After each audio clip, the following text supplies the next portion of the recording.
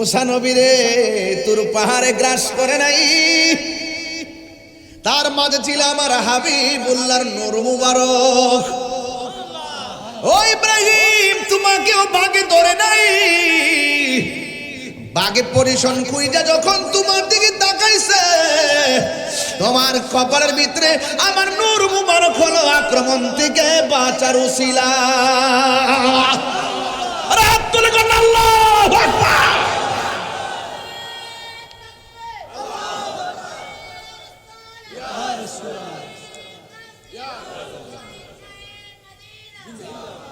আল্লাহু আকবার বলেন। আমাদের জীবনে পরীক্ষা আসতে পারে কি পারে না? অন্তরে যদি নবীর মহব্বত থাকে, দুনিয়ার মানুষ কেন আজরাইল দরজাতে আসলে আপনারে সালাম দিব। জোরে কোন ঠিক কিনা? আজরাইল আপনারা সালাম দিব। নবীর প্রেম এমন জিনিস। ইব্রাহিম নবী সেখান থেকে উদ্ধার হয়ে গেল। এরপরে নমরুদ কয় সব জায়গায় জাদু চলে, আগুনের মধ্যে পাওয়ার চলে না। সুন্দর করে গর্ত মর্ত কইরা ইব্রাহিম নবীর আগুনে ফেলে দিছে। নমরুদ কয় আগুন কাঠ পুইরা সব শেষ হইয়া গেছি। আমি তাকায় দেখলাম হযরতে ইব্রাহিম নবীর গায়ের পশমের ভিতরে একটা আগুনের টাচও লাগে নাই। বাঘ ইব্রাহিম নবীকে পেয়ে গর্জন দেওয়া শুরু করলো। ইব্রাহিম নবী নামাজের মধ্যে দাঁড়ায় গেল। দাঁড়ানোর পরে যখন তিনি হাতটা বাঁধলেন, রুকুতে গেলেন, বাঘটাও চতুর্পাশে ঘুরতেছে, কিন্তু বাঘের শরীরের মধ্যে কোনো টাচ করে না। ইব্রাহিম আলাইহিস সালাম রুকুর মধ্যে গিয়েছেন, ওই রুকুর মধ্যে যাওয়ার পরে ঘাড়ে ধরতে চাইছে, এরপরও বাঘে ঘাড়ে ধরে নাই। আবার তিনি যখন বৈঠকে বসলেন, বাঘের সামনে দিক দিয়ে এইভাবে দুটো পা তুলে বসে আছে, ইব্রাহিম নবীকে খেয়ে ফেলবে। কিন্তু ওই মুহূর্তে ভাগে ইব্রাহিম নবীর চেহারা দিকে তাকায় রইছে। ইব্রাহিম মনে মনে ভাবতেছে বাঘ মনে হয় পজিশন নিতেছে আমাকে ধরার জন্য। এবার ইব্রাহিম আলাইহিস সালাম আল্লাহর কাছে জন্মের মতো দুইটা হাত বাড়ায়া আল্লাহর কাছে ফরিয়াদ করেন। ওই মুহূর্তে ইব্রাহিম নবী চোখের পানি ফেলে কান্না করে, আর নমরুদ তাকায়া দেখতেছে ইব্রাহিম নবী যেমন কাঁদতেছে, বাঘেও সামনে দুইটা পা বাড়ায়া চোখের পানি ফেলে কাঁদতেছে। আর জোরে কোন সুবহানাল্লাহ। বন্ধুগণ আমার, এবার নমরুদ দেখাক হাসতা গিল্লাগা বাঘ এমন ভাবে নমরুদের দিকে তাকাইছে। আর ওই মুহূর্তে ইব্রাহিম আলাইহিস সালাম দোয়া কইরা মুখের মধ্যে হাতটা যখন মেসেজ করলো, ইব্রাহিম তোমার সন্তান নিয়া নিবিড় অরণ্যে একাকী নীরব জনমানবহীন শূন্য জায়গায় তুমি চলে যাও। এবার হাজেরা আলাইহিস সালামকে সাথে লইয়া, এবার সন্তানটার সাথে নিয়ে ছোট বাচ্চা এমন ভাবে তিনি চলে গেছে। ওই জায়গার ভিতরে যাওয়ার পর ডানে কোনো মানুষ নাই, বামে কোনো মানুষ নাই, সামনে কেউ নাই, পিছনে কেউ নাই। ও বন্ধু, মস্কের ভিতরে শুধুমাত্র অল্প খাবার, শুধুমাত্র অল্প খাবার, শুধুমাত্র অল্প পানি, কিন্তু কেমনে এইগুলো দিয়ে তিনি কাটাবেন এই কথা বলে তিনি জনমানবহীন শূন্য একটা জায়গায় চলে গেছে। জায়গায় গিয়ে বসতে দেরি। কিছুক্ষণ পরে ইব্রাহিম আলাইহিস সালাম তার স্ত্রী হাজেরাকে ডাক দিয়ে বলেন, হাজেরা আমি তোমাকে ঘর থেকে বের করে নিয়ে এসেছি, এখানে কোনো মানুষ নাই, কেউ নাই, যার কেউ নাই তার কে আছে? ইব্রাহিম আলাইহিস সালাম কয়, হাজেরা আমি চলে যাওয়া লাগবে, তোমাকে এখানে এমনি রেখে যাব, আমি এখান থেকে চলে যাওয়া লাগবে, তুমি তোমার সন্তান নিয়ে তুমি এখানে বসে থাকবে। হাজেরা আলাইহিস সালাম কয়, স্বামী গো, স্বামী আমি হইলাম একা, আমার সন্তান একা, আপনি চলে গেলে আমি একটা মহিলা মানুষ কেমনে এই মরুভূমির বালুর মধ্যে থাকবো? স্বামী খাবার অল্প, শেষ হয়ে গেলে আমি খাবার আনবো কোথায় থেকে? ইব্রাহিম আলাইহিস সালাম বলে, না না কিছু করার নাই, আমাকে যাওয়াই লাগবে। এবার হাজেরা আলাইহিস সালাম বলেন, স্বামী আপনি কি আপনার নিজের মন গড়া যাইতেছেন নাকি অন্য কোনো ইশারায় যাইতেছেন? ইব্রাহিম আলাইহিস সালাম বলেন, হাজেরা আমি আমার মন গড়া যাই না গো, আমারে হুকুম করেছে একজন, জবান খুলে বলুন তিনি কে? পৃথিবীর মানুষ।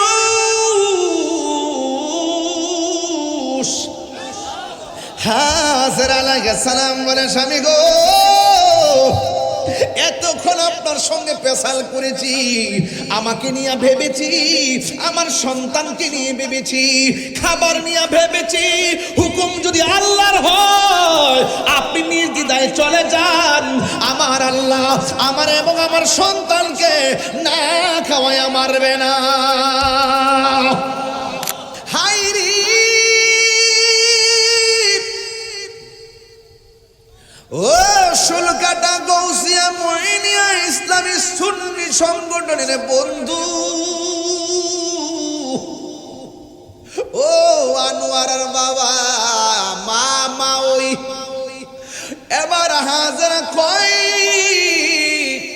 আমার স্তনের মধ্যে দুধ নাই, আমার জাদুমণি কান্দি গলা শুকাইয়া গেছে। হঠাৎ করে তাকাইয়া দেখি সামনে ঝর্ণার মতন পানি উতলাইতেছি।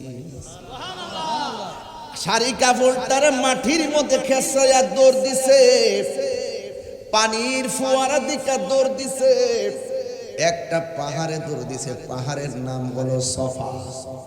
যাইয়া দেখে রৌদ্রের আলোর কারণে, তাপের কারণে বালুগুলা চিকচিক করতেছে, মূলত পানি না, মার বনটা ভাঙ্গা গেছে। হঠাৎ কইরা নিরাশার আশা করে সামনে তাকাইছে, সামনে তাকায় দেখে আবার পানিগুলা ফোয়ারার মতো উঠতেছে, ঝর্ণার মতো উঠতেছে। আওলা কেসে পাগল বেশে শাড়ির কাপড়টা মাটিতে কেসরাইয়া দৌড় মারছে। যাইয়া দেখে সেই পাহাড়ের মধ্যে বালুগুলা রৌদ্রের কারণে চমকাইতেছে, আসলে কোনো পানি নাই। ওই দিক দিয়া সন্তান মরুভূমির বালুর উপরে একটা কাপড়ের মধ্যে শুয়ে রয়েছে সন্তান, আর এই দিক দিয়া মা একটা সাফাতে গেল, আবার মারওয়ায় গেল। এই পৃথিবীর মধ্যে অনেকগুলা নিদর্শন আছে রে বাবা, এর মধ্যে একটা নিদর্শন হলো সাফা, আর একটা নিদর্শন হলো মারওয়া।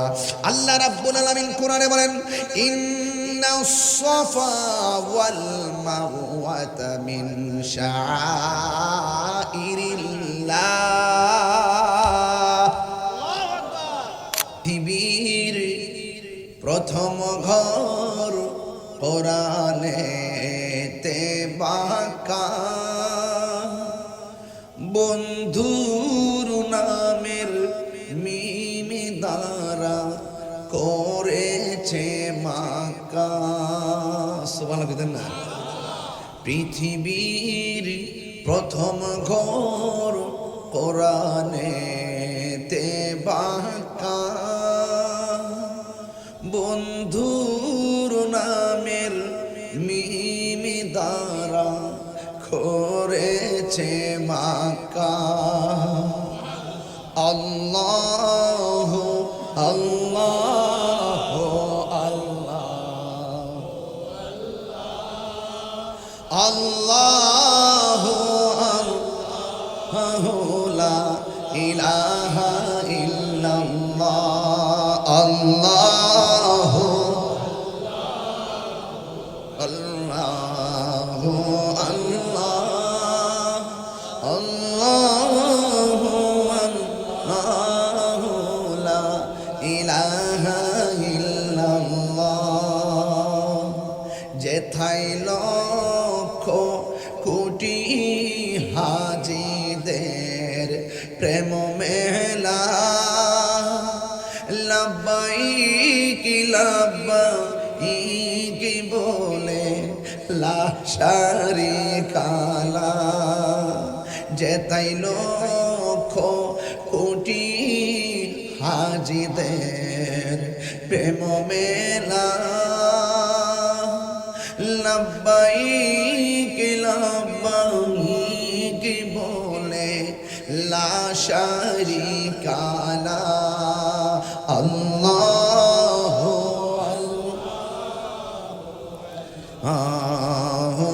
আল্লাহ আল্লাহ লা ইলাহা ইল্লাল্লাহ। পৃথিবীর প্রথম ঘর কোরআনেতে বাঁকা, বন্ধুর নামের মিমি দ্বারা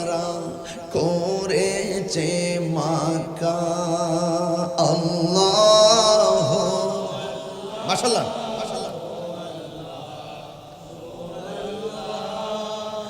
আল্লাহু আল্লাহু লা ইলাহা ইল্লাল্লাহ।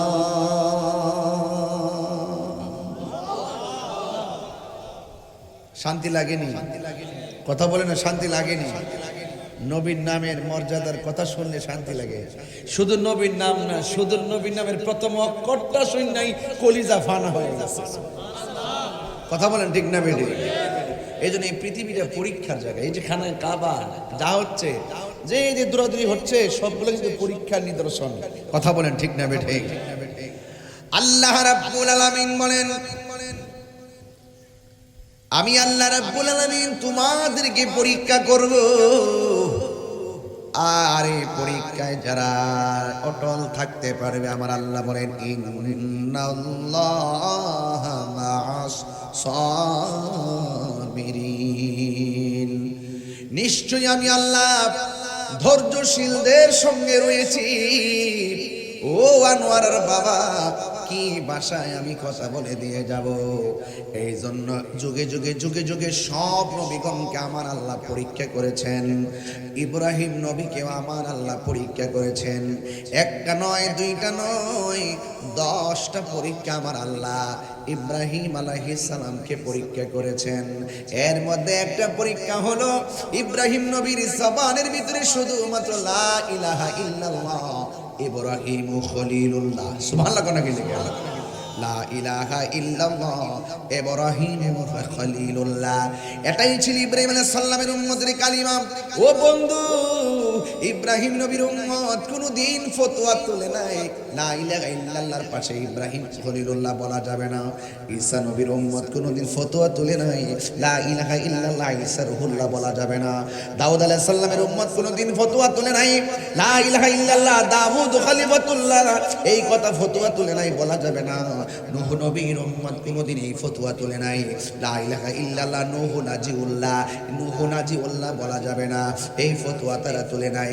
হযরত আদম আলাইহিস সালামের উম্মত কোনদিন বলে নাই লা ইলাহা ইল্লাল্লাহ আদম সফিউল্লাহ বলা যাবে না। যুগে যুগে সব নবীগণ কালিমা নিয়ে এসেছিলেন। নবীগণের কালিমা হলো লা ইলাহা ইল্লাল্লাহ, আর নবীর উম্মতের কালিমা হলো নবীদের নাম উল্লেখ করে কালিমা। হ্যাঁ বন্ধুগণ, বড় দুঃখ লাগে, কষ্ট লাগে, সব নবীদের নবী হলো আমার নবী। কেমন নাফরমান আমরা হয়েছি! আমরা বলতেছি লা ইলাহা ইল্লাল্লাহ মুহাম্মাদুর রাসূলুল্লাহ লেখা যাবে না, এই কথা বলে এমন কিছু মৌলবী আনোয়ারের জমিনে আছে না নাই? এই মসজিদের ভিতরে এক পাশে আল্লাহর নাম আর এক পাশে নবীর নাম লেখা নাকি যাবে না? এই মসজিদের ভিতরে লা ইলাহা ইল্লাল্লাহ পাশে মুহাম্মদ রাসূলুল্লাহ নাকি লেখা যাবে না? এইভাবে ফতোয়া তুলে সব নবীদের উম্মতরা নবী সম্পর্কে এমন আপত্তি তুলে নাই, যেই আপত্তি বর্তমান শেষ জামানায় আমার নবীর উম্মতের মধ্য থেকে কিছু মুনাফিক উম্মতরা আপত্তি তুলছে। আপনারা জবান খুলে বলুন, লা ইলাহা ইল্লাল্লাহর পাশে আমার নবীর নাম লেখা জায়েজ আছে না না? কেমনে? আল্লাহ বলে, আদম তুমি সারা জীবন আমার কাছে বলেছো রব্বানা যালামনা আনফুসানা ওয়া ইল্লাম তাগফির লানা ওয়া তারহামনা লানাকুনান্না মিনাল খাসিরিন। এরপর আল্লাহ মাফ করে নাই। শেষ পর্যন্ত আদম নবীকে আল্লাহ তোমার আরশের ডান পাশে তোমার নাম দেখলাম, বাম পাশে তোমার বন্ধুর নাম দেখলাম, এই নামের উসিলায় তুমি আমারে মাফ করে দাও। আল্লাহ ডাক দিয়া বলে, আদম তুমি যদি আরো আগে যদি ওই নামের দোহাই দিয়া মাফ চাইতা, আমি তোমারে মাফ করে দিতাম। আর সে আজিমের ভিতরে আল্লাহ নামের পাশে আমার নবীর নাম আছে না নাই? আহা, কেমন আদম সন্তান তোরা হইলি, বাপের কত মানুষ না? বাপের কত? আমাদের আদি পিতা কারা? আদম আলাইহিস সালাম। আদি পিতা কে? মুসলমানদের জাতির পিতা কে? ইব্রাহিম খলিলুল্লাহ। আর আমার নবী হলো রূহানি পিতা। যদি বলুন না সুবহানাল্লাহ। এই জন্য আমার যুবক ভাইয়েরা, আমি আপনাদের খেদমতে ছোট একটা টাচ দেই হাকিকত। আমি যদি প্রশ্ন করি, এ আনোয়ারার মানুষ, চুল কাটার মানুষ, আপনারা জবান খুলে বলুন আদম নবীর আব্বার নাম কি? বলবেন হুজুর আদম আলাইহিস সালামের আব্বার নাম নাই। যদি বলি মা হাওয়া আলাইহিস সালামের আব্বার নাম কি? বলবেন নাই। আদম নবীকে আমার আল্লাহ দুনিয়ার জমিন থেকে মাটি নিয়ে আদম আলাইহিস সালামকে বানালেন। আদম নবীর আব্বা নাই, হাওয়া আলাইহিস সালামের আব্বা নাই। এখন আমি আপনাদেরকে বলতে চাই, আদম নবী আগে নাকি আমার নবী আগে? নবী আগে। সুবহানাল্লাহ।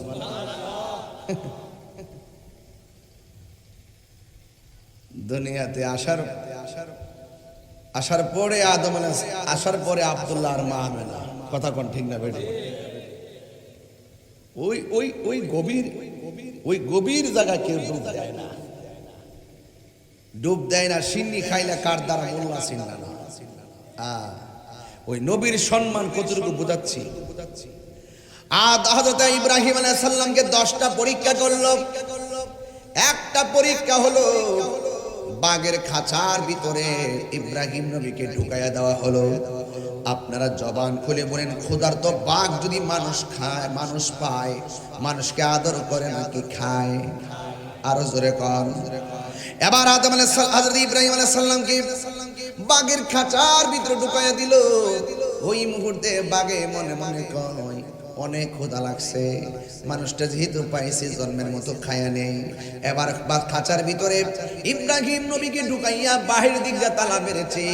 আপনারা জবান খুলে বলুন, ডানে বিপদ, বামে বিপদ, সামনে বিপদ, পিছনে বিপদ, যার কেউ নাই তার কে আছে? আরো জোরে করে কে আছে? তার আল্লাহ আছে। এবার ইব্রাহিম নবী আল্লাহর ডাক দিয়া কয়, আল্লাহ, ও আল্লাহ, জেলখানার শিকল বন্দি, আমি ভিতরে বাঘের কাছে বন্দি। এখন তো বাঘ আমারে খেয়ে ফেলবে, তবে বাঘ খাক না খাক, কিন্তু আমার যতদিন হায়াত আছে আমি বাঁচবো। তবে একটা কথা আল্লাহ আপনাকে বলি, আমার যদি মরণ দিবেন, বাঘ হোক কিংবা স্বাভাবিক হোক, কিন্তু আমার নামাজরত অবস্থায় আমার মরণ দিবেন। এবার বাঘ ইব্রাহিম নবীকে পেয়ে গর্জন দেওয়া শুরু করলো। ইব্রাহিম নবী নামাজের মধ্যে দাঁড়ায় গেল। দাঁড়ানোর পরে যখন তিনি হাতটা বাঁধলেন, রুকুতে গেলেন, বাঘটাও চতুর্পাশে ঘুরতেছে, কিন্তু বাঘের শরীরের মধ্যে কোনো টাচ করে না।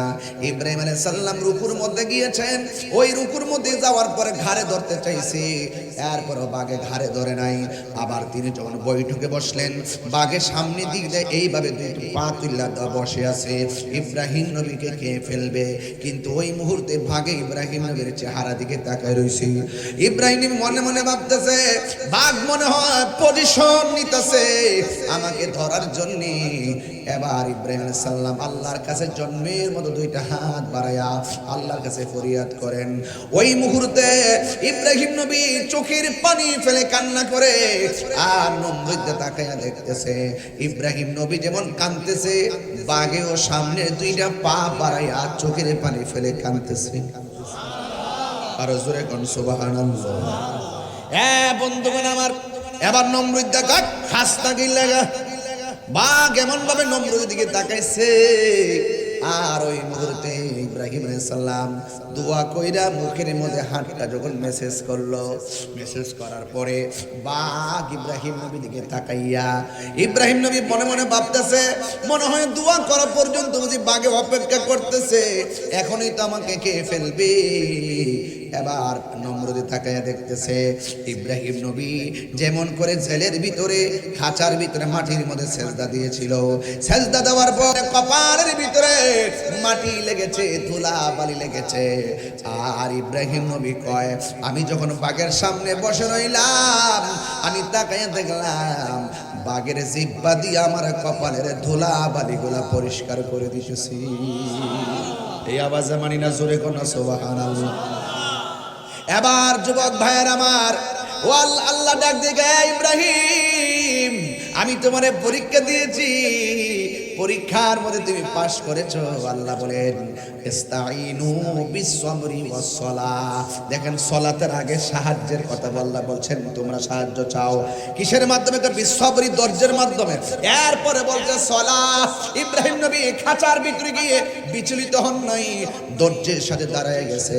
এই জন্য যত বিপদ আসবে ধৈর্যের সাথে মোকাবেলা করবেন। আপনারা জবান খুলে বলেন ধৈর্যশীলদের সঙ্গে আমার আল্লাহ আছে না না? ইব্রাহিম নি ধৈর্যের ফসল হিসাবে এবার ওই কপালের ধুলা বালিগুলো বাঘ পরিষ্কার করে দিয়েছে।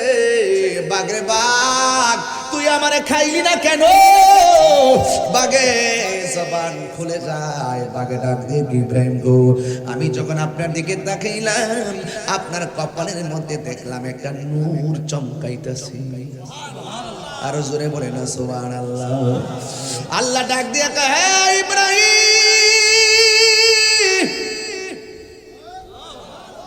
আয় হে ইব্রাহিম, মুসা নবী রে তোর পাহাড়ে গ্রাস করে নাই, তার মাঝে ছিল আমার হাবিবুল্লাহর নূর মুবারক। ও ইব্রাহিম, তোমাকেও বাগে ধরে নাই।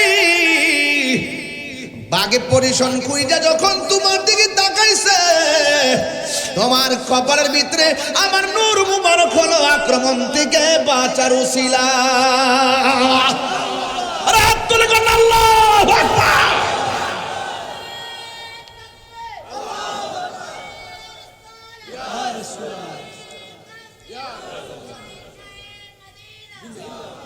আল্লাহু আকবার বলেন। আমাদের জীবনে পরীক্ষা আসতে পারে কি পারে না? অন্তরে যদি নবীর মহব্বত থাকে, দুনিয়ার মানুষ কেন আজরাইল দরজাতে আসলে আপনারে সালাম দিব। জোরে কোন ঠিক কিনা? আজরাইল আপনারা সালাম দিব। নবীর প্রেম এমন জিনিস। ইব্রাহিম নবী সেখান থেকে উদ্ধার হয়ে গেল। এরপরে নমরুদ কয় সব জায়গায় জাদু চলে, আগুনের মধ্যে পাওয়ার চলে না। সুন্দর করে গর্ত মর্ত কইরা ইব্রাহিম নবীর আগুনে ফেলে দিছে। নমরুদ কয় আগুন কাঠ পুইরা সব শেষ হয়ে গেছি। আমি তাকায় দেখলাম হযরতে ইব্রাহিম নবীর গায়ের পশমের ভিতরে একটা আগুনের টাচও লাগে নাই। এই 2 নম্বর সবচাইতে বড় পরীক্ষা। লম্বা হয়ে যায় ওয়াজ, একটু ওয়াজটা লম্বা হলে কি অসুবিধা পাবে? মানে সমস্যা হইব নাকি? না এই যে একের পর এক একটা শুরু হয়ে যেতেছে, এটা তো লাস্টে মূল কথা যেতাম না। একটু আওয়াজ করে কোন আল্লাহু আকবার। এই পরীক্ষা দিতে আমরা রাজি আছি কিনা দেখি তো, হাত তুলে দেন তো দেখি কে কে রাজি আছে। ইনশাল্লাহ এই মুহূর্তে ডাক দিলে কি মাঠে পাওয়া যাইব ইনশাল্লাহ। যেই কোনো মুহূর্তে আগামীর প্রত্যেকটা প্রোগ্রাম কিন্তু হবে মহাসমুদ্র ইনশাল্লাহ। হাত তুলে বলো ঠিক কিনা বলো। প্রত্যেকটা প্রোগ্রাম হবে মহাসমুদ্র ইনশাল্লাহ। আমরা বিচ্ছিন্ন নই, আজ আমরা ঐক্যবদ্ধ। কথা বলেন ঠিক কিনা?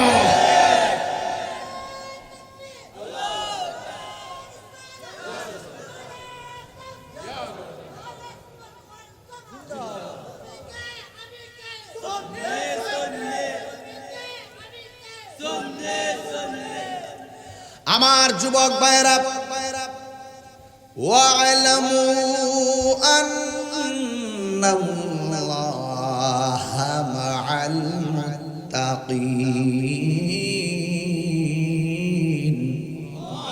আল্লাহ রাব্বুল আলামিন বলেন জেনে রাখো তোমাদের সাথে কেউ নাই। আমি আল্লাহর ভয় যদি তোমাদের অন্তরে থাকে, আমি আল্লাহ রাব্বুল আলামিন তোমাদের সঙ্গে রয়েছি। আল্লাহ রাব্বুল আলামিন অন্যত্র বলেছেন আল্লাহু ওয়ালিয়ুল্লাযীনা আমানু ইউখরিজুহুম মিনাজ যুলুমাতি ইলান নূর। আপনারা জবান খুলে বলেন অন্ধকার থেকে আলোর পথে নেওয়ার মালিক কে? ইব্রাহিম নবী শুধুমাত্র পরীক্ষা পরীক্ষা পরীক্ষা, শেষ পর্যন্ত বয়স অনেক বেশি, সন্তানও নাই। আল্লাহর কাছে বলছে আল্লাহ রাব্বি হাবলি মিনাস সালিহিন।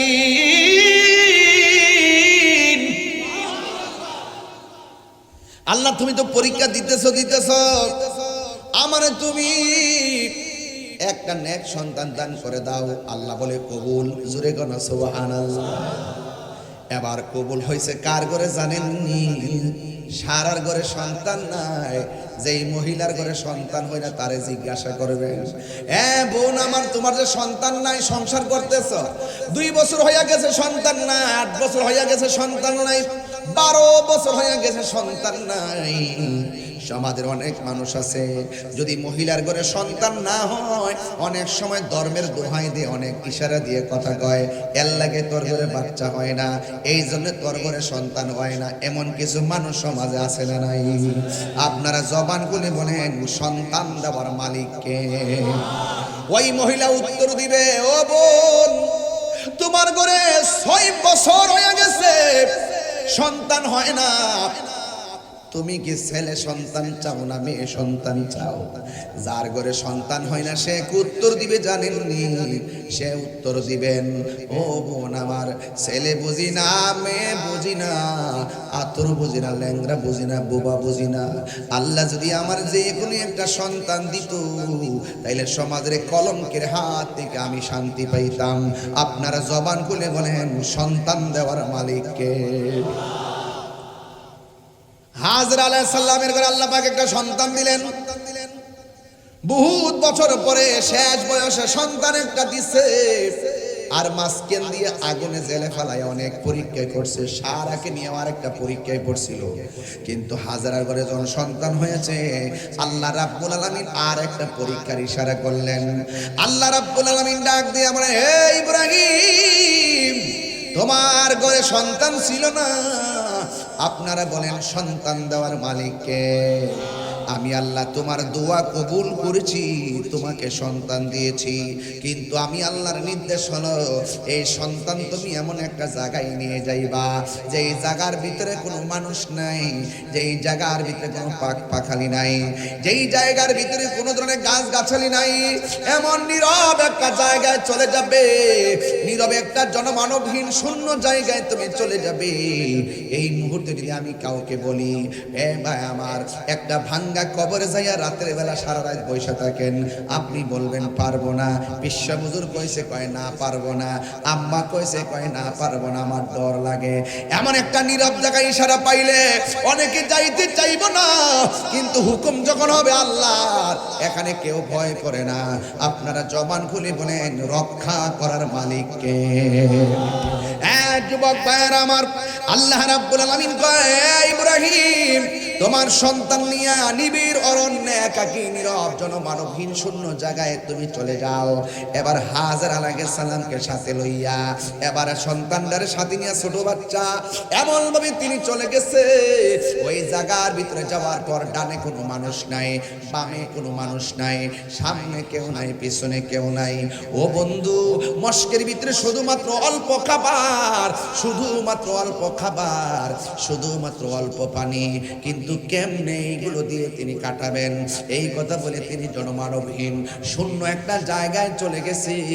জায়গায় গিয়ে বসতে দেরি, কিছুক্ষণ পরে ইব্রাহিম আলাইহিস সালাম তার স্ত্রী হাজরাকে ডাক দিয়ে বলেন, হাজরা, আমি তোমাকে ঘর থেকে বের করে নিয়ে এসেছি, এখানে কোনো মানুষ নাই, কেউ নাই, যার কেউ নাই তার কে আছে? ইব্রাহিম আলাইহিস সালাম কয়, হাজরা, আমি চলে যাওয়া লাগবে, তোমাকে এখানে এমনি রেখে যাব, আমি এখান থেকে চলে যাওয়া লাগবে, তুমি তোমার সন্তান নিয়ে তুমি এখানে বসে থাকবে। হাজরা আলাইহিস সালাম কয়, স্বামী গো, স্বামী, আমি হইলাম একা, আমার সন্তান একা, আপনি চলে গেলে আমি একটা মহিলা মানুষ কেমনে এই মরুভূমির বালুর মধ্যে থাকবো? স্বামী, খাবার অল্প, শেষ হয়ে গেলে আমি খাবার আনবো কোথায় থেকে? ইব্রাহিম আলাইহিস সালাম বলে, না না, কিছু করার নাই, আমাকে যাওয়াই লাগবে। এবার হাজরা আলাইহিস সালাম বলেন, স্বামী, আপনি কি আপনার নিজের মন গড়া যাইতেছেন নাকি অন্য কোন ইশারায় যাইতেছেন? ইব্রাহিম আলাইহিস সালাম বলেন, হাজরা, আমি আমার মন গড়া যাই না গো, আমারে হুকুম করেছে একজন, জবান খুলে বলুন তিনি কে? পৃথিবীর মানুষ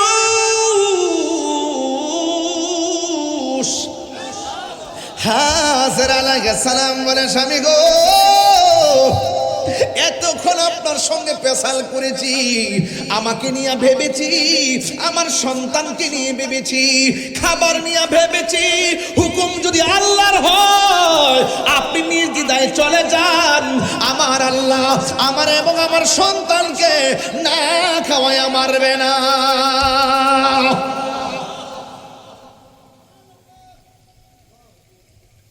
রিজিকের মালিককে। এবার আদম হযরত ইব্রাহিম আলাইহিস সালাম চলে গেলেন। ইব্রাহিম নবী যখন চলে গেলেন, হাজারা আলাইহিস সালাম সন্তানকে নিয়ে মরুভূমির বালিতে।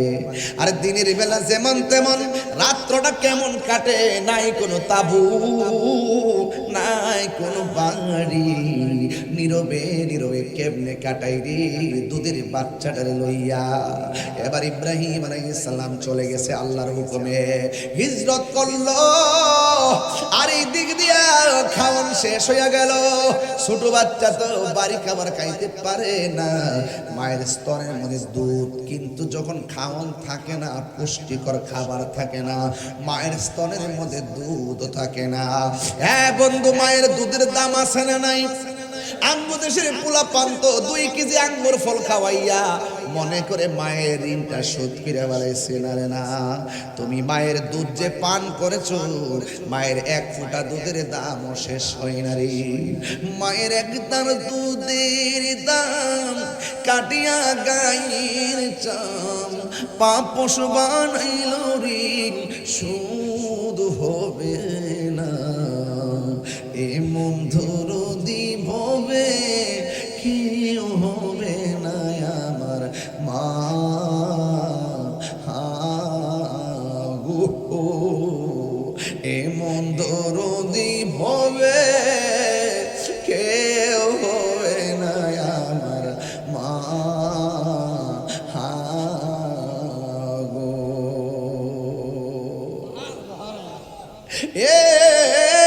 ষোলো কাটার বাবা, ওয়াজির ভিতরে মার কথা বলছি।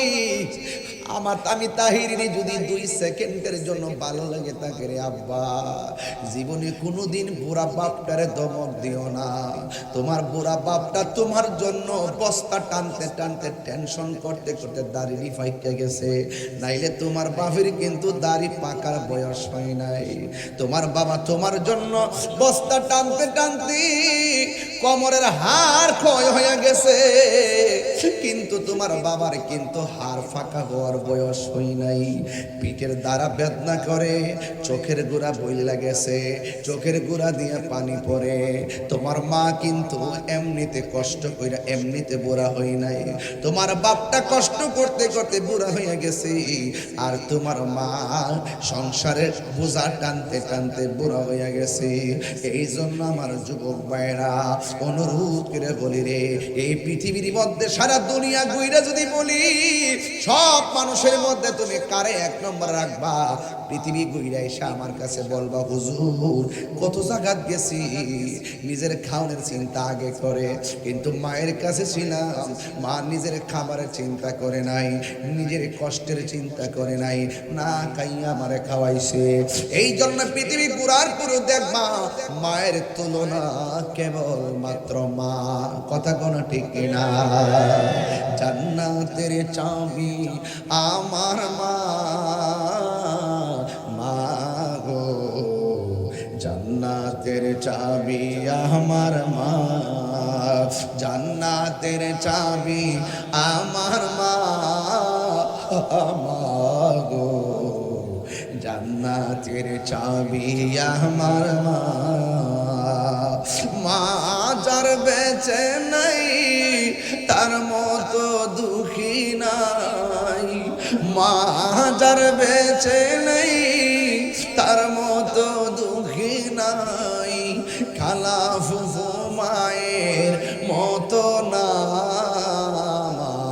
গো, জান্নাতের চাবি আমার মা, মা গো, জান্নাতের চাবি আমার মা,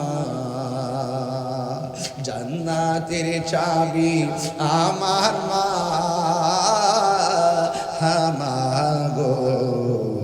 জান্নাতের চাবি আমার মা। মার কথা বলছিলাম, মা, মার তুলনা কেবলমাত্র মা।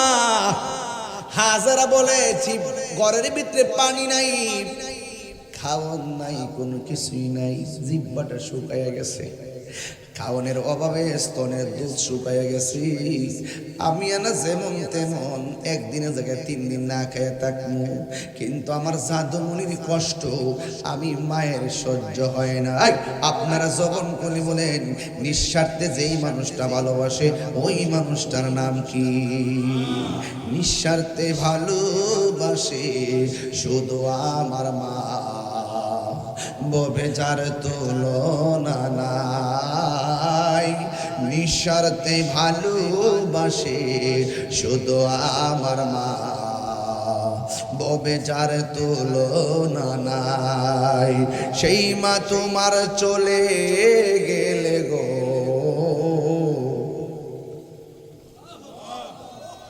সেই মা তোমার চলে গেলে সার হইব কান্দন।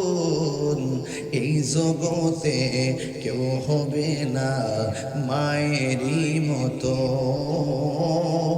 এই জগতে কেউ হবে না মায়েরই মতো।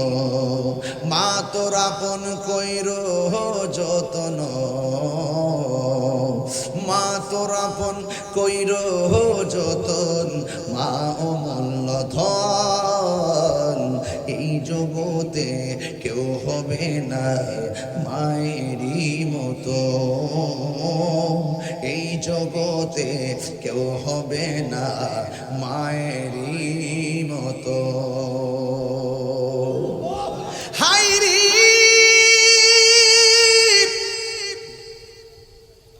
ও শুলকাটা গৌসিয়া মইনিয়া ইসলামী সুন্নি সংগঠনের বন্ধু,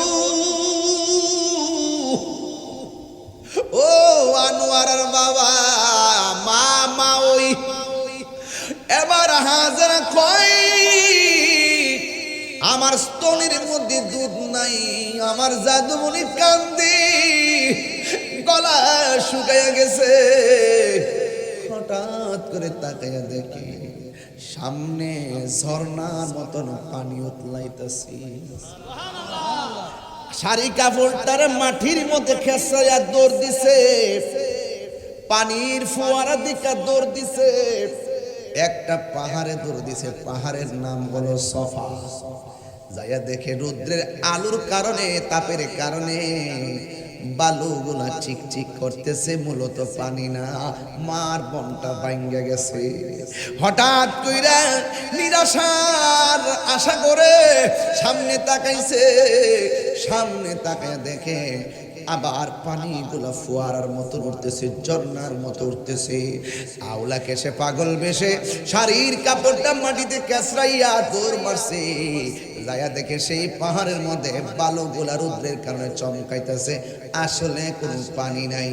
ওই দিক দিয়া সন্তান মরুভূমির বালুর উপরে একটা কাপড়ের মধ্যে শুয়ে রয়েছে সন্তান, আর এই দিক দিয়া মা একটা সাফাতে গেল, আবার মারওয়ায় গেল। এই পৃথিবীর মধ্যে অনেকগুলা নিদর্শন আছে রে বাবা, এর মধ্যে একটা নিদর্শন হলো সাফা, আর একটা নিদর্শন হলো মারওয়া। আল্লাহ রাব্বুল আলামিন কোরআনে বলেন, الصفا والمروة من شعائر الله।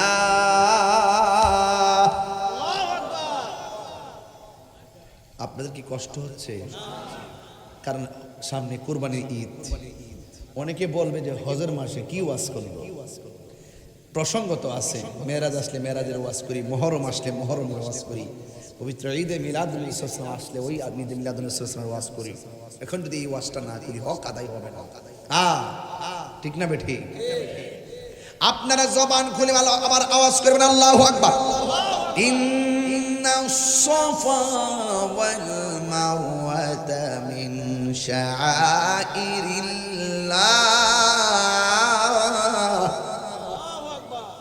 আল্লাহ রাব্বুল আলামিন বলেন, নিশ্চয়ই সাফা এবং মারওয়া আল্লাহর নিদর্শন সমূহের মধ্যে অন্যতম নিদর্শন। এই হাজরা একবার সাফায় গেল, সাফা থেকে মারওয়া গেল, মারওয়া থেকে সাফায় আসলো, সাফা থেকে মারওয়া গেলেন। এমন ভাবে সাফা মারওয়া একবার নয় দুইবার নয়, হযরতে হাজরা 7 বার পানি দেখে দেখে দৌড় দেয়, কিন্তু গিয়ে দেখে পানি নাই। রুদ্রের আলোতে বালুগুলা চকচক চকচক করতেছে। এই হাজরা শেষ পর্যন্ত ওই মারওয়ার পানে বৈশা 2টা হাত আমার আল্লাহর দরবারে বাড়াইয়া দিলেন। ইন দি মিন টাইমে সাফা পাহাড়ের মধ্যে হাত বাড়াইয়া দিলেন। এবার হাত যখন বাড়াইয়া দিলেন, আমার আল্লাহ রাব্বুল আলামিন ডাক দিয়া কয়, এ জিবরাইল, আমার হাজরা যাইয়া বলে দে আমি আল্লাহ দূর পছন্দ করে ফেলেছি, সন্তানের কাছে যেন চলে যায়। একটা কথা খেয়াল করে দেখেন, এখন হাজিরা গেলে মক্কায় সাফা মারওয়া দৌড়ানো লাগে, এটা আমার আল্লাহ রাব্বুল আলামিন হাজরা দূরটাকে পছন্দ করে ফেলেছে। বুঝেন নি কিছু? বন্ধুগণ আমার, এবার হাজরা একটা দৌড় দিলেন, দৌড় দিয়ে তিনি সন্তানের কাছে গেলেন। সন্তানের কাছে গিয়ে দেখেন ইসমাইল আলাইহিস সালাম পা 2টা নাড়াইতেছে। এই পা 2টাকে যখন নাড়াইতেছে, পায়ের গোড়া দিয়ে আমার আল্লাহ পানির নিচ থেকে ঝর্ণার ধারা বাহির করে দিয়েছে। হাজরা একবার ডান দিকে বান্ধে পানি বাম দিকে যায়, বাম দিকে বান্ধে পানি সামনে যায়, সামনে বান্ধে পানি পিছনে যায়। এমন ভাবে বান দিলেন, উপর দিকে আওয়াজ আসলো, এ হাজেরা, তুমি যদি আজকে পানিকে থাম না বলতা, আমি আল্লাহ রাব্বুল আলামিন সারাটা পৃথিবী জমজমের পানি দিয়া সাজাইয়া দিতাম। ডাবের পানি দাঁড়ায়া পান করা হারাম, কূপের পানি দাঁড়ায়া পান করা হারাম, কূপের পানি দাঁড়ায়া পান করা হারাম, ওই পুকুরের পানি দাঁড়ায়া পান করা হারাম। একমাত্র একটা পানি, জমজমের পানি দাঁড়ায়া পান করা হলো সুন্নাহ। পানিটার নাম কি? জোরে কর না, পানির নাম কি? হাজিদের একটা জমজমের নেশা আছে না নাই? হজ থেকে আসলে মানুষ একটু পানি আশা করে, কথা কন ঠিক না বেটি? পানি পানি, বিজ্ঞানীরা বলতেছেন এই পৃথিবীর মধ্যে সবচেয়ে সুস্বাদু এবং সবচাইতে বিশুদ্ধ এবং মিনারেল ওয়াটার হলো একমাত্র মর্যাদাপূর্ণ পানি। চিৎকার মেরে কোন জমজমের পানি, জোরে কোন মারহাবা। জমজমের পানি সাধারণ জিনিস না। বন্ধুগণ, এবার হযরত ইসমাঈল আলাইহিস সালামের পায়ের গোড়া দিয়া জমজমের পানি, এবার পানি পান করলেন। পানি যেখানে আছে মানুষও সেখানে আসে, পানি যেখানে আছে পশু পাখিও সেখানে আসে। আস্তে আস্তে সেই জায়গার ভিতরে মানুষের বসতি শুরু হয়ে গেছে। ইসমাঈল আলাইহিস সালাম ধীরে ধীরে সেই জায়গার মধ্যে বড় হইতেছে। মোটামুটি যখন চলাফেরার বয়স হয়েছে, ওই দিক দিয়ে ইব্রাহিম নবী এখনো আসে নাই। ইব্রাহিম নবী যখন ইসমাঈল আলাইহিস সালাম যখন চলাফেরার বয়স হয়েছে, ওই দিক দিয়ে ইব্রাহিম আলাইহিস সালাম আবার স্বপ্ন দেখলেন। আল্লাহ ডাক দিয়ে কয়, হে ইব্রাহিম, তুমি তোমার পছন্দের জিনিসটা কুরবানি করো। তিনি উট কুরবানি করলেন, আমার আল্লাহর পছন্দ হয় নাই। দুম্বা কুরবানি করলেন, আমার আল্লাহর পছন্দ হয় নাই। আল্লাহ ডাক দিয়ে কয়, হ্যাঁ ইব্রাহিম, তুমি তোমার সব চাইতে প্রিয়তম জিনিসটা কুরবানি করো। ইব্রাহিম আলাইহিস সালাম মনে মনে কয়, গরু কুরবানি দিলাম, আল্লাহ পছন্দ করে নাই। উট কুরবানি দিলাম, আল্লাহ পছন্দ করে নাই। কুরবানি যত প্রাণী আছে সব কুরবানি দিলাম, এরপর আল্লাহর পছন্দ হয় নাই। বুঝেছি গরুর চাইতে, দুম্বার চাইতে, সব চাইতে আমার কাছে প্রিয় হলো আমার সন্তান ইসমাইল। যদি প্রয়োজন হয় আল্লাহকে রাজি করতে যাইয়া ইসমাইল রে আমি কুরবানি করে দিব। আজকাল বাজারে বাজারে গরু ওঠে, সেদিন যদি ইসমাইল হাসান কুরবানি হতো, বাজারে বাজারে মানুষ হতো। ইব্রাহিম আলাইহিস সালাম মনে মনে কয়, এখন বাড়িতে যাওয়া লাগবে। সেখান থেকে আল্লাহকে রাজি খুশি করার মন্ত্র লইয়া যখন তিনি হাজেরার কাছে আসলেন, তখন হাজেরার কাছে কেমনে বলবে? সত হইল তো মা, সন্তান কুরবানি কথা বললে মন খারাপ করতে পারে, কিন্তু মার কাছে বলে নাই, স্ত্রীর কাছে বলে নাই। কিন্তু না বইলা তিনি কখন আসছে জানেননি? ফালাম্মা বালাগা মাআহুস সাইয়া। যখন ইসমাঈল আলাইহিস সালাম চলাফেরার বয়স হয়েছে, ওই মুহূর্তে ইব্রাহিম আলাইহিস সালাম স্ত্রীর কাছে না বইলা সন্তান রেখে ডাকাইছে। সন্তান টুকিটাকি কথা বলতে পারে, মোটামুটি চলাফেরার বয়স হয়েছে। ওই মুহূর্তে সন্তানকে ইব্রাহিম আলাইহিস সালাম ডাক দিয়া বলেন, ইয়া বুনাইয়া, হে আমার বাবা, ইন্নী, অবশ্যই আমি আরা দেখেছি, ফিল মানামে, ঘুমের ঘরে স্বপ্নে, আন্নী, অবশ্যই আমি আসবাহুকা, তোমাকে জবাই করেছি, ফানজুর মাজা তারা, এই ব্যাপারে তোমার মতামত কি? আম গাছও আম ধরে, জাম গাছে জাম, যেমন বাবা তেমন সন্তান। যার পায়ের গোড়ালে দিয়া জমজমের পানি বের করে, তার ভিতরে খোদার প্রেম আছে না নাই? ডাক দিয়া বলে, ও বাবা, ফানজুর মাজা তারা, এই ব্যাপারে তোমার মতামত কি? সন্তান ডাক দিয়া কয়, ইয়া আবাতি ফাআল মা তু'মার, সাতাজিদুনি ইনশাআল্লাহু মিনাস সাবিরিন। ও বাবা, আল্লাহর পক্ষ থেকে আপনি যা আদিষ্ট হয়েছেন, মা তুমার, যা আদিষ্ট হয়েছেন, যা নির্দেশ প্রাপ্ত হয়েছেন, আপনি তাই করেন। সাতাজিদুনি ইনশাআল্লাহু মিনাস সাবিরিন, অবশ্যই আপনি আমাকে ধৈর্যশীলদের অন্তর্ভুক্তি পাবেন। বাপেও রাজি, সন্তানেও লাগছে না আগুন, কথা কন ঠিক না বেডি? এবার বাবাও রাজি, সন্তানেও রাজি। ওই মুহূর্তে এবার ইব্রাহিম আলাইহিস সালাম হাজেরার কি কই শুনেন না? ডাক দিয়ে একা, হাজেরা, অনেকদিন পরে আসছি, সন্তান নিয়ে বেড়াইতে যাবো, ঘুরতে যাবো, সন্তানটারে সুন্দর করে সাজাইয়া দাও। সন্তানটারে সুন্দর করে সাজাইয়া দিলেন। যেই মাত্র ঘর থেকে বাপ পুলাটা লইয়া বাইর হইয়া গেছে, ওই মুহূর্তে শয়তান ইব্রাহিম হযরতে হাজেরার কাছে আসলেন। আয়েশা ডাক দিয়া কয়, কোথায় এই সন্তানটারে বাপের হাতে তুলিয়া দিলা? তুমি জানো নি ইব্রাহিম নবী তোমার স্বামী তোমার সন্তানটারে জবাই করব। এবার হাজেরা বর্তন, শয়তান বেরিয়ে যা। এবার শয়তান ফেল হয়ে গেল। রাস্তায় যাওয়ার পরে ওই শয়তান ইসমাঈল আলাইহিস সালামকে ডাক দিয়া বলে, এ ইসমাঈল, তুমি কোথায় যাও? তোমার বাবা তোমারে জবাই করে ফেলবে। একবার তারা ডিল মারলেন পাথর দিয়া, দুইবার তারা ডিল মারলেন পাথর দিয়া, তিনবার মারলেন, চারবার মারলেন, 7 বার ডিল মারলেন। এই ডিল মারাটা আল্লাহর কাছে পছন্দ হয়ে গেছে। আল্লাহ কয়, হাজিরা রে, কিয়ামত পর্যন্ত আইবি, এখানে পাথর মারা লাগবো। আর জোরে জোরে কোন সুবহানাল্লাহ।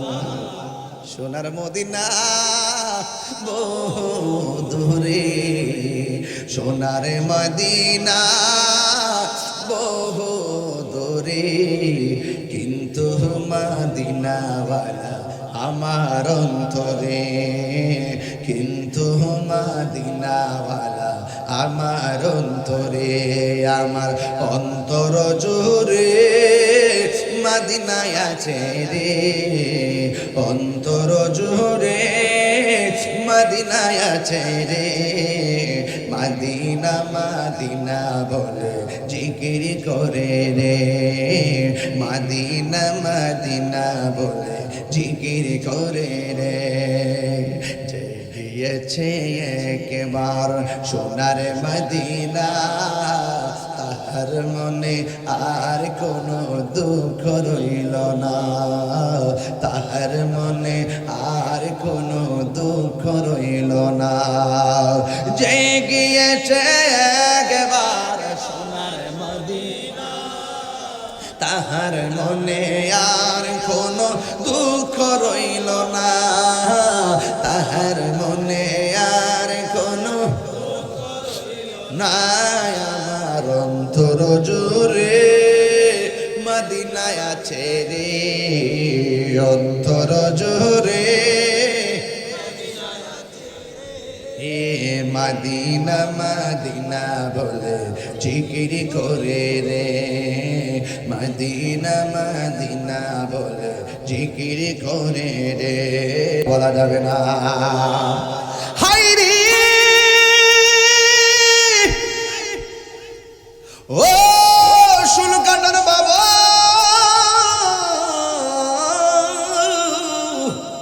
যার কেউ নাই তার কে আছে।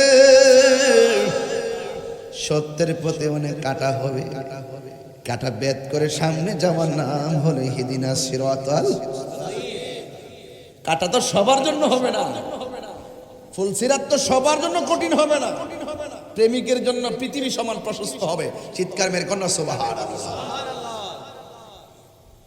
वो जाने वाले हाजी जब जाओ तुम मदीना दरबार मुस्तफा में मेरा सलाम कहना। वो जाने वाले हाजी जब जाओ तुम मदीना जब जाओ तुम मदीना दरबार मुस्तफा में मेरा सलाम कहना। सुभान अल्लाह। हाय रे सात बार दिल मारलो কয়বা হাজিরা গেলে কিছু মুরব্বি দিই সাতাটার এমনি ভিতরে ঢুকাইয়া ইটাটা লইয়া জুরু জুরে শয়তানটার কপালটা মার দেবা।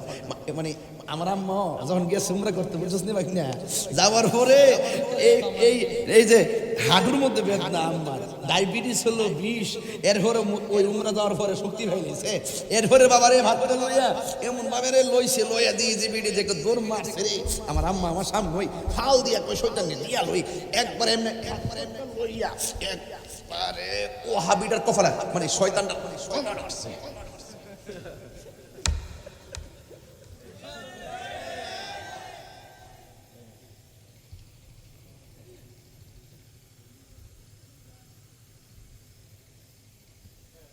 এখনো ইডা আসেনি, এটাই হজের হুকুম। দৌড়াদৌড়ি আসেনি, হজের হুকুম। বাবা শুধু খানকাত বয় হুকুম না, প্রেমের সাথে দৌড়াদৌড়িও হুকুম। আরে বড় কইরা কোন সুবহানাল্লাহ কোন কি লাগা বলেন ইজ্জতের মালিক কে? সোজা চলে গেছে মিনার প্রান্তরে। সন্তানের বাপ একটা মাঠে, বাবা সন্তানরা কয় পুত্রে আমি চাইতেছি তোমার এখানে জবাইটা করবো, তুমি কি কয়? ফুতে ডাক দিয়ে কে আব্বা আমি রাজি আছি, তবে জবাই করার আগে আমার চোখ দুইটা বাঁধতে হবে, পা দুইটা বাঁধতে হবে, হাত দুইটা বাঁধতে হবে। আমি না আপনার ফুলা, দীর্ঘদিন পোলারে দেখতেও তো শখ মিটে নাই, আমার চোখের দিকে তাকাইলে আপনার মায়া লাগতে পারে, আর মায়া লাগলে আমার আল্লাহ বেজার হয়ে যেতে পারে। বাবা আমার চোখ দুইটা বেঁধে দেন। যেই মাত্র চোখ দুইটা বেঁধে দিছি, হাত পা যখন বেঁধে দিছি, এই সন্তান আবার তার আব্বার ডাক দিয়া কয় বাবা ও বাবা আমার হাতের বাঁধন খুলে দেন, আমার পায়ের বাঁধন খুলে দেন, আমার চোখের বাঁধন খুলে দেন। কয় কেন? আপনি যদি আমার হাত পা বান্দা জবাই করেন, কিয়ামত পর্যন্ত মানুষ আপনারে বলবে ইসমাইল রাজি ছিল না, রাজি থাকলে হাত পা বাঁধলো কেন? নিঃসন্দেহে সন্তান রাজি ছিল না, আপনাকে অপবাদ দিতে পারে। ও বাবা হাত পা খুললা দেন, চোখ দুইটা খুললা দেন, মানুষে যেন বলে আমি স্ব-ইচ্ছায় আল্লাহকে রাজি করতে যাইয়া তলোয়ারের নিচে আমি গলা পেতে দিয়েছি। এরপরে সন্তানের বাঁধনগুলা খুলে দিল, হাতের বাঁধন খুলে দিয়েছে, পায়ের বাঁধন খুলে দেওয়ার পর এবার ইব্রাহিম আলাইহিস সালাম কয়ে বাবা শুইয়া যাও। ফালাম্মা আসলামা ওয়া তাল্লাহু লিল জাবিন,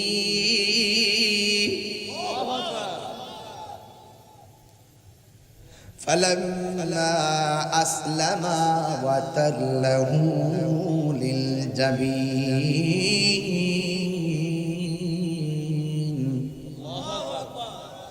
বাবাও রাজি, পোলায়ও রাজি। সুবহানাল্লাহ কোন গেলে, আর আসমানটা থরথর করে কাঁপতেছে। কি হইতেছে? বাবা হইয়া সন্তানের গলায় ছুরি চালাইব, এটা কেমন ইতিহাস। এবার সন্তানটার মাটির মধ্যে শুয়াইল। ও বন্ধু, ফালাম্মা আসলামা ওয়া তাল্লাহু লিল জাবিন,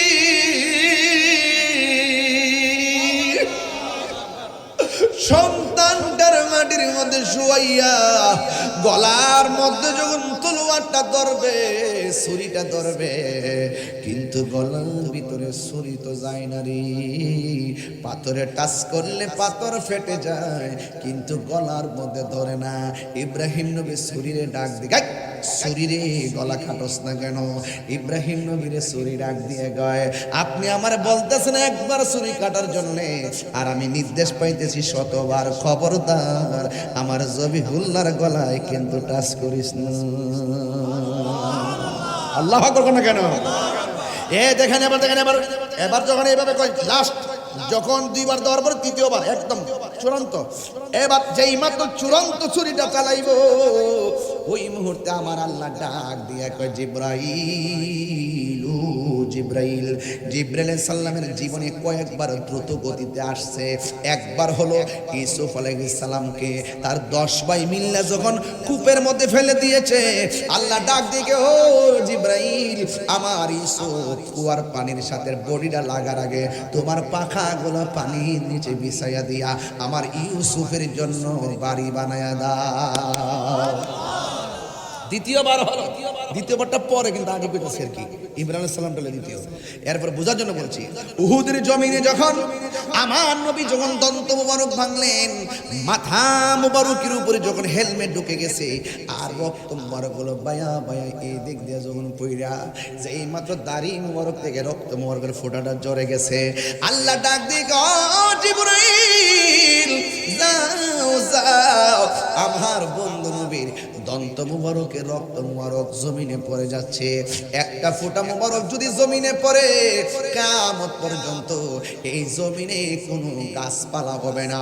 তাড়াতাড়ি যাইয়া আমার বন্ধু নবী রক্ত মুবারকটা হাতে নিয়ে নাও। জিবরাইল সাল্লাম তৃতীয়বার যে আসলেন দ্রুত গতিতে আমার নবী রক্ত মুবারকটা নেওয়ার জন্য। আর তৃতীয়বার হলো ইব্রাহিম আলাইহিস সালাম যখন তিনি গলার মধ্যে ছুরি চালাইব, ছুরিটা গলায় যাওয়ার আগে আল্লাহ বলে, হো জিবরাইল, জান্নাত থেকে একটা দুম্বা লইয়া আমার ইব্রাহিমের কাছে যাও। এবার ওই দুম্বাটা লইয়া রওনা হইছে। আসমান থেকে জিবরাইল সাল্লাম যখন সন্তানের গলার মধ্যে ছুরি চালাইল, ওই জিবরাইল সাল্লাম উপর দিকে ডাক মেরে কয়, আল্লাহু আকবার, আল্লাহু আকবার। ইব্রাহিম আলাইহিস সালাম সেটা শুনলেন, শুনে বলতেছেন, লা ইলাহা ইল্লাল্লাহু আল্লাহু আকবার, আল্লাহু আকবার, আল্লাহু আকবার। আর সন্তান ছুরির নিচে থেকে কয়, আল্লাহু আকবার ওয়ালিল্লাহিল হামদ। এই তাসবিহ এখনো আয়ামে তাশরিক আছে না নাই? এখনো আমাদের মাঝে আছে না নাই? এই কুরবানিতে পড়তে হয় কি হয় না? এই ফরজ নামাজের পরে আমরা এই তাসবিহ প্রতি ফরজের পরে পড়তে হয় কি হয় না? পুরুষ পড়বে জোরে জোরে, মহিলা পড়বে আস্তে আস্তে। এটা পড়া হলো ওয়াজিব রে বাজান। রাস্তার মধ্যে যাওয়ার সময় এটা পড়বেন, ঈদগার ময়দানে পড়বেন, আল্লাহু আকবার, আল্লাহু আকবার, লা ইলাহা ইল্লাল্লাহু আল্লাহু আকবার, আল্লাহু আকবার ওয়ালিল্লাহিল হামদ। এটা তাসবিহটা পড়বেন ইনশাআল্লাহ। বন্ধুগণ, এবার ইব্রাহিম আলাইহিস সালাম যখন হযরত জিবরাইল আলাইহিস সালাম যখন দুম্বা লইয়া আইতাছে, আর তাসবিহ তিনজনের মধ্যে যখন একটা জিকিরের ঢেউ উঠে গেছে, ওই মুহূর্তে আমার আল্লাহ ডাক দিয়া কয়, ওয়ানাদাইনাহু আইয়া ইব্রাহিম قد صدقت الرؤيا إنا كذلك نجزي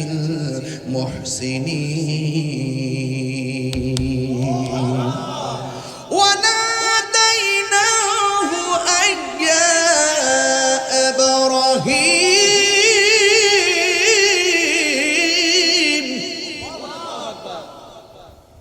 قد صدقت الرؤيا إنا كذلك نجزي المحسنين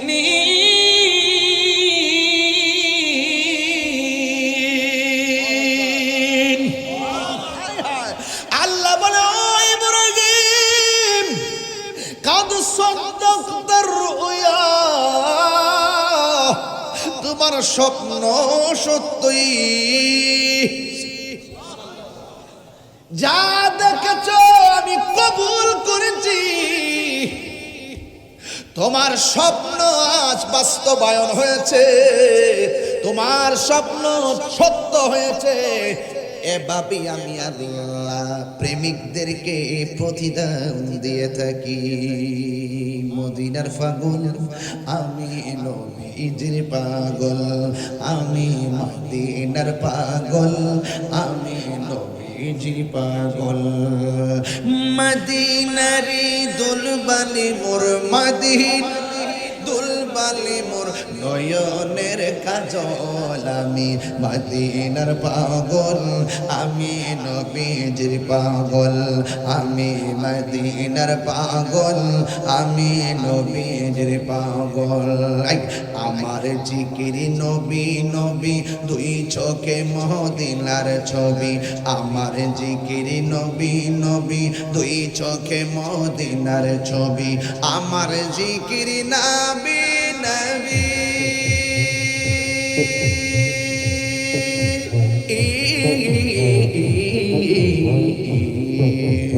আমার জিকিরি নবী নবী, দুই চোখে মদিনার ছবি।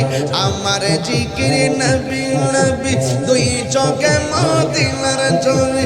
নবীর প্রেমে দিতে রাজি, নবীর প্রেমে দিতে রাজি, নবীর প্রেমে দিতে রাজি। জীবনের সফল মদিনার পাগল আমি, নবীজির পাগল আমি, মদিনার পাগল আমি, নবীজির পাগল। মদিনারি দুলবালি মোর, মদিনা নয়নের কাজল আমি, মদিনার পাগল আমি, নবীজির পাগল আমি, মদিনার পাগল আমি, নবীজির পাগল। আমার জিকির আমার রোগের সকল ওষুধ, দয়ালে নবীর সালাম দরুদ। আমার রোগের সকল ওষুধ, দয়ালে নবীর সালাম দরুদ। আমার রোগের সকল ওষুধ,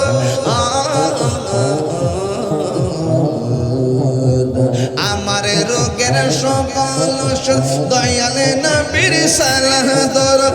ভক্তি চিতে পড়ি যখন, ভক্তি চিতে পড়ি যখন, ভক্তি চিতে পড়ি যখন, অসুস্থ সবল আমি, মদিনার পাগল আমি, নবীজির পাগল আমি, মদিনার পাগল আমি, নবীজির পাগল।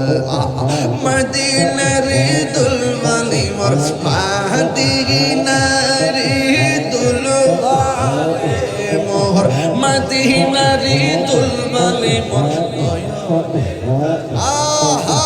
মদিনার পাগল আমি, নবীজির পাগল আমি, মদিনার পাগল নবীজির পাগল।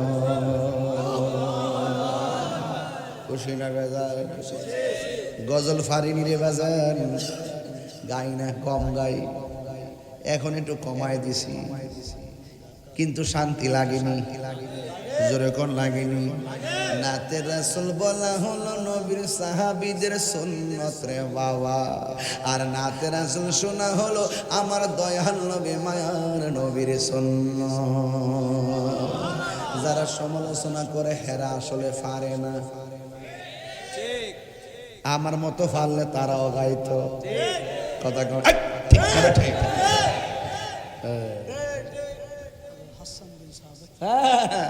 মারহাবা, জোরে কর না কেন?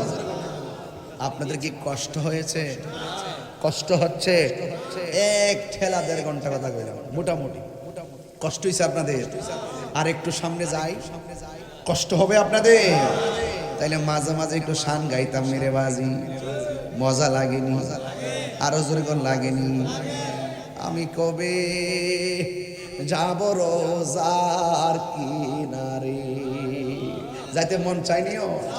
কন্যা যাইতে মন চানি কার সা একটা হাতটা লড়াই লড়াই কর আমি কবে যাব রোজার কিনারে হাতটা মেসে গা সব পোলট্রি খাইয়া হাতের গিরা বেদনা গেছে গা এটা কন্যা আমি কবে যাব রোজার কিনারে রোজার পাশে গিয়ে আমি রোজার পাশে গিয়ে আমি দেখিব নয়ন ভরে আমি কবে যাব রোজার কিনারে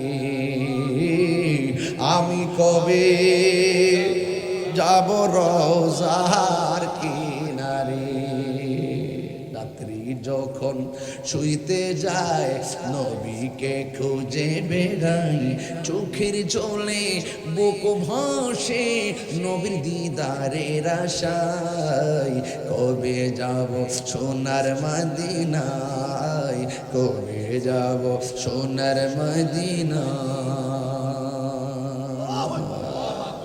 আল্লাহ কয় ইব্রাহিম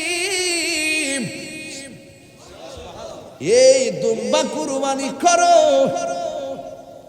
জবাই করো কবুল তুমি না আমার হাজারে বলছো দাওয়াত খাইতে যাইবা সুবহানাল্লাহ করে গেলেন তুমি না আমার হাজারে কইছো দাওয়াত খাইতে আইছো আমার হাজারা যদি যাওয়ার পরে বলে বাপে আর পোলাই মিল্লা খাইছো আমার জন্য কি আনছো দুম্বাটার জবাই কইরা একটা ভাগ নিজে খাইবা আরেকটা ভাগ আত্মীয় স্বজনরে দিবা আরেকটা ভাগ এতিম মিসকিনকে দিয়া দিবা এখনো সেই কুরবানি 3 ভাগ আছে না নাই আর জোরে কথা আছে না নাই আঙ্গ দেশে ভাগ করব দূরের কথা সব রান নিয়া ফ্রিজের ভিতরে কিসের ভিতরে ফ্রিজের ভিতরে হান্দায় দেয় রান কাটেও না সব টুকরা টুকরা না বরাবর পিস ভাগ এখন অনলাইনে দেখছি প্যাকেট বানিয়েছে এখনই প্যাকেটের বুদ্ধি দিতেছে প্যাকেট পিটা সুন্দর করে রেখে দিবেন যেটা 3-4 মাস না একটা বছর যেন খেতে পারে এই রোজার এই কুরবানি ঈদের গোশত যেন আগামী কুরবানি পর্যন্ত যায় যা আছে হুজুরি বাসুরি যা আছে সব নিয়ে আসে কষ্ট লাগে ভাই বাড়ির পাশে কুরবানি করে নাই আর সেই লোকটা কুরবানি রান্নাটা বাইরে করে রান্না করে আরে বোকা ছেলে তুমি তো তোমার বাড়ির রান্নার গোশতের গান ওই পাশের বাড়ির যিনি কুরবানি দেন নাই এতিম মিসকিনের নাকে লাগার আগে তোমার দরকার ছিল তার বাড়িতে আগে গোশত পাঠিয়ে দেওয়া হাত তুলে বলেন ঠিক না বেঠে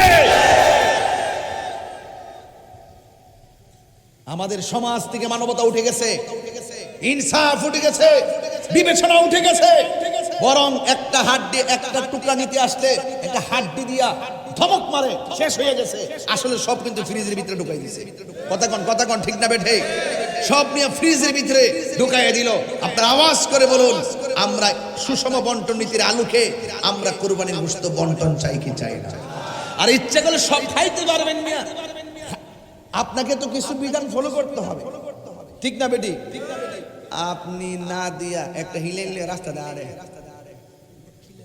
তোরা খাইছ না আমি খাই লাইছি কারে কো জানেন যে কুরবানি দিছে না হেরে এটা আল্লাহর গজব পড়ব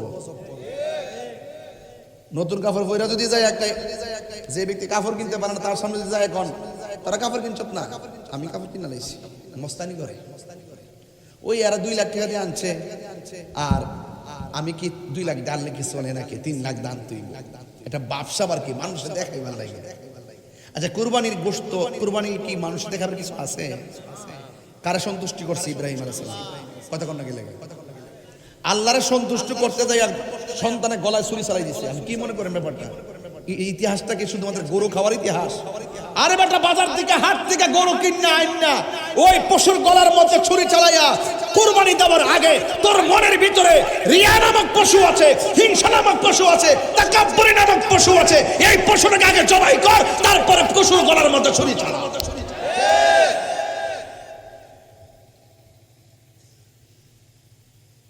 অহংকারের দেশ বাসে না সাবধান বলে দিলাম, কুল ইন্না সলাতি ওয়া নুসুকি ওয়া মাহইয়ায়া ওয়া মামাতি লিল্লাহি রাব্বিল। কুরবানি, আমার জীবন, আমার কুরবানি, আমার মরণ, আমার জীবন সব আল্লাহর জন্য। আল্লাহর কাছে কুরবানির গোশত পৌঁছে না, পৌঁছে শুধুমাত্র বান্দার তাকওয়া। চিৎকার মেরে কোন সুবহানাল্লাহ। এই জন্য আপনাদেরকে অনুরোধ করে বলবো, কুরবানি দিবেন, পাশের বাড়ির মানুষটাকে যেন কষ্ট না পায়। সে আসতে হবে কেন? আপনি প্রথম কাইটে আগে তার বাড়িতে পাঠান, পরে দূরে দিয়ে আগে তার কাছে পাঠান। এই জন্য বলছি, যুবকদেরকে বলবো এইভাবে উদ্বুদ্ধ হবেন। আপনার ঘরের বাবা মাকে আপনি প্রেশার ক্রিয়েট করবেন, মা আমরা আগে খাবো না, তাদের মুখে আগে খাওয়ানো দেন। আমরা কাপড় পরবো না, তাদের গায়ে কাপড় দেন। কথা কোন ঠিক না বেঠিক? এই জন্য আল্লাহ আমাদের সকলকে বোঝার তৌফিক দান করুন, বলুন আমিন। পনে একটাই বেজে গেল। ছেলের একটা কাগজ দিয়েছেন, এই কাগজটা অনেক আগেই এসেছিল। কমিটির ছেলেদের একটা মাত্র দাবি, আজান দেওয়া। আমি তো আজান সব সময় দেই, এরপর আপনারা দাবি করছেন। কমিটিদের যেহেতু দাবি, না বললেও তো হয় না। আর আপনারা অনেক সুন্দর করে আয়োজন করেছেন, আর আমিও চেষ্টা করেছি ধারাবাহিকভাবে আলোচনার একটা ফিনিশিং দিয়ে যাওয়ার জন্য। আপনারা বলুন, কুরবানি করব কার সন্তুষ্টির জন্য? তবে একটা কথা মনে রাখবেন, বাবা ট্যাবলেট খাওয়া যাবে না। কথা কোনো কিনে গেলে ইয়াবা খাওয়া যাবে না, ফেন্সি খাওয়া যাবে না, গাঞ্জা খাওয়া যাবে না, আর সুদ তো খাওয়া যাবেই না। আমাদের দেশে সুদখোরের মুরিদ আছে কতগুলো। এই সুদখোরকে আমরা খুব নজরে রাখছি, উনি যেন বাহিরে যেতে না পারে। উনি অনেক হিসাব আমার কাছে দিয়া যেতে হবে। অলরেডি হাইকোর্টে রিট করা হয়েছে, সামনে আরো কিছু তিলিসমতি আসবে। যদিও এখনই তিনি এতেকাফে বসে আছেন, আউলা লাগাইয়া এমন ভাবে কথা কর, চোখটা কিন্তু ফানি আয় না। বাটপারিতে সেরা। তিনি দেশের কেউ না, তিনি এই দেশের কেউ না, তিনি দেশের জন্য কিছুই করে নাই। কথা বলেন ঠিক কিনা? দেশের মানুষকে সুদের চারা লাগাইয়া সুদ খাওয়া শিখাইছে। কথা কোন ঠিক না বেঠিক?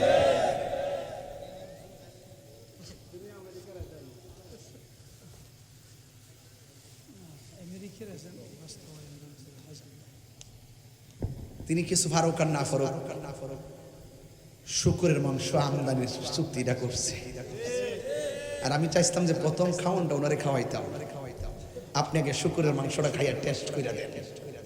কথা কোন ঠিক না বেঠিক? চলবো চলবো। সুদখোর ইউনুস, তার কাছে বাংলাদেশের মানুষ অনেক কিছু আশা করছিল। মনে মনে ভাবছিল আন্তর্জাতিক ফিলার যেহেতু এবার দেশ আন্তর্জাতিক ভাবে এমন সাজানো সাজাইব, ও মাগমা আমার দেশে সব আরো ভাঙ্গা দিছে। কথা কোন ঠিক না বেঠিক? সবার যে আশা ছিল যে তিনি সবারই লইয়া দল বিদল যারা যেটা করছে সবটির লইয়া একসাথে প্ল্যাটফর্ম কইরা একটা শান্তির বাংলাদেশ গঠন করব, আলোচনা সাপেক্ষে মাগদমা দেখলাম যে না, উনি তো এর কাজ করে নাই। উনি বরং যে উদ্দেশ্য যেভাবে সিস্টেম করে দেখলাম যে ওই লোকগুলোর সে প্রায়োরিটি দিয়া এক একজনকে কোটিপতি বানাইছে। যে সাফার মধ্যে গুস্ত আসিন না, এটিরে 2 বছর ভিতরে টুম্বা টুম্বা গাল বানাইছে। যেইগুলা সাইকেল না মোটর সাইকেলে তেল ঢুকাইবার টেহা আসিন না, এটি এখন বাজারে লইয়া ঘুরে আর বিদেশ সফর মারে। সব হিসাব আমরা কাছে দিতে হবে। এই ইনুস সাহেব যে কাজ করছে মানুষ এখন বুঝছে, বুঝার কারণে আর যেন তিনি এমন ঘটনা ঘটাইতো না পারে, এই জন্য সবাই দোয়া ইনুস পড়তেছে।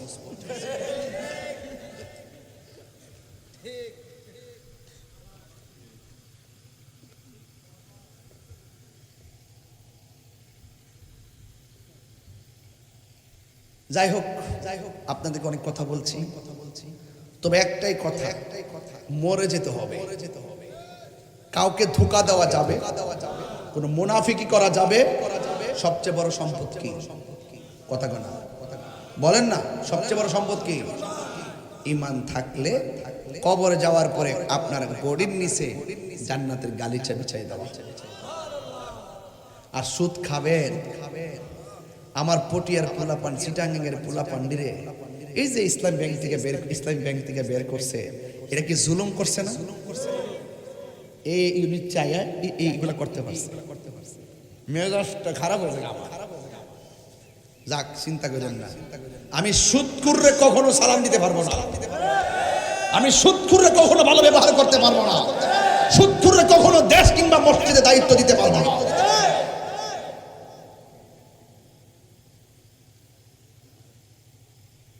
সাবধান, সাবধান, সুদ খায়েন না, প্রয়োজনে সুটকির বর্তা দিয়ে ভাত খাবেন। আল্লাহুম্মা আফিনি ফি বাসরি, আল্লাহুম্মা আফিনি ফি সামঈ, আল্লাহুম্মা ইন্নী আউযু বিকা মিনাল বাওয়াসি ওয়াল জুনুনি ওয়াল জুযাম ওয়া মিন সাইয়িল আসকাম। ربنا لا تزغ قلوبنا بعد إذ هديتنا وهب لنا من لدنك رحمة إنك أنت الوهاب। আয় রব্বুল আলামিন, 16 কাটার জমিনে, আনোয়ারের জমিনে কত কত মানুষ আল্লাহ হাজির হয়ে গেল। পর্দার আড়ালে অসংখ্য মা বোনেরা দোয়ায় হাত বাড়িয়ে দিল। আজকের ইমানি নুরানির ফানি সুন্নি কনফারেন্সে যারা দেশ বিদেশ থেকে টাকা দিয়ে, পয়সা দিয়ে, জ্ঞান দিয়ে, শ্রম দিয়ে, বুদ্ধি দিয়ে জান্নাতের বাগান সাজাইছে গো আল্লাহ, মেহেরবানি করে সবার দিলের তামান্না পূরণ করে নাও আল্লাহ। সবাইকে তুমি মাফ করে দাও আল্লাহ। এলাকার গুরুস্থানে কবরে নূরের বাতি জ্বালায় দিও আল্লাহ। যারা অসুস্থ আছি আল্লাহ, একটা ছেলে সাইদুল ইসলাম অসুস্থ আল্লাহ, ক্যান্সার রোগে আক্রান্ত আল্লাহ, এমন ভাবে যারা ক্যান্সার দুরারোগ্য বিদিত আর আল্লাহ হাফেজ আহমদ আল কাদেরী, আল্লাহ আব্দুল করিম আল কাদেরী দক্ষিণ জেলার কর্মকর্তা অসুস্থ, আল্লাহ আব্দুল করিম আল কাদেরী সাহেব অসুস্থ, হাফেজ আহমদ আল কাদেরী হুজুর অসুস্থ, অনেক সুন্নিয়তের রণবীর আল্লাহ যারা অসুস্থ আল্লাহ সকলকে আপনি সেবা দান করে দেন আল্লাহ, মেহেরবানি করে আল্লাহ সকল রোগীদেরকে শেফা খুলে দায় নসিব করে দেন আল্লাহ। দয়াল নবীর উসিলা আমাদের রোগ বিমার ভালো করে দেন, অভাব অনটন দূর করে দেন, ঋণ পরিশোধের ব্যবস্থা করে দেন। জীবনে একবার সোনার মদিনা যাওয়ার তৌফিক দিয়ে দিও। মদিনায় যদি যাইতে না পারি, স্বপ্ন যুগে একবার নবীর দিদার নসিব করে দিও আল্লাহ। পর্দার মা বোনদেরকে আবেদা সালেহা মুমিনা তয়্যিবা কানিতা জাহিদা সাবিরা সাদিকা বানায়া দাও। রাবিয়া বসরির জিন্দেগানি নসিব করে দিও আল্লাহ। সারা বাংলাদেশে বাতিলদের কবল থেকে ইমানদার আল্লাহ সুন্নিদের জান মাল ঈমানকে হেফাজত করো আল্লাহ। মেহেরবানি করে আমাদের সবাইকে আপনি ক্ষমা করে দেন, হাজীদের সঙ্গে আপনি আমাদেরকে শামিল করে দেন। বিদেশের বাড়িতে অনেকে যুদ্ধ সংকটে, অনেক মুসিবতে আছে আল্লাহ, তাদেরকে জান মাল আমানতে রাখিয়েন। মায়ের সন্তান আবার মায়ের কোলে ফিরে ও আল্লাহ মেহেরবানি করি। আর আসতে পারি কি পারি না জানি না, আজকে আমরা যেমন বসে রাখছো এমন ভাবে নবী পাক সাল্লাল্লাহু আলাইহি সাল্লামের নূরানি কদম মুবারকে জান্নাতের খেদমতে আমাদেরকে কবুল করে নিও আল্লাহ। মেহেরবানি করি আজকের মাহফিলের সভাপতি থেকে শুরু করি দেখার ওলামা ইকরাম, আমন্ত্রিত অতিথিবৃন্দ আল্লাহ, শ্রোতা মণ্ডলী যারা শরীক হয়ে গেছেন আল্লাহ সকলকে ক্ষমা করে দেন, স্বপ্ন যুগে নবীর দিদার নসিব করে দেন। এই মাহফিলটা কিয়ামত পর্যন্ত দায়েম আর কায়েম রাখেন। মাহফিল কমিটিদের যুবক গোলারে হুসাইনি সৈনিক বানায়া দেন। আহলে সুন্নাত ওয়াল জামাতের ভিত্তিকে মজবুত করে দেন। আমাদের সকলের অন্তরে উদারতা পয়দা করে দিয়ে আহলে সুন্নাত ওয়াল জামাতের মাধ্যমে এই দেশ ধর্ম সব কিছুকে সুরক্ষার তৌফিক দিয়ে দেন। সর্ববাতিলের কবল থেকে দেশ এবং মানুষের জানমালকে আমানত রাখেন। দেশদ্রোহী ধর্মদ্রোহীদের হাত থেকে আমাদের সবাইকে হেফাজত করেন। ওয়া সাল্লাল্লাহু তাআলা হাবিবিহিল কারীম ওয়া আলা আলিহি ওয়া আসহাবিহি আজমাইন। আল্লাহুম্মা তাকাব্বাল মিন্নি ওয়া মিন্না বিবারাকাতি লা ইলাহা ইল্লাল্লাহু মুহাম্মাদুর রসুল।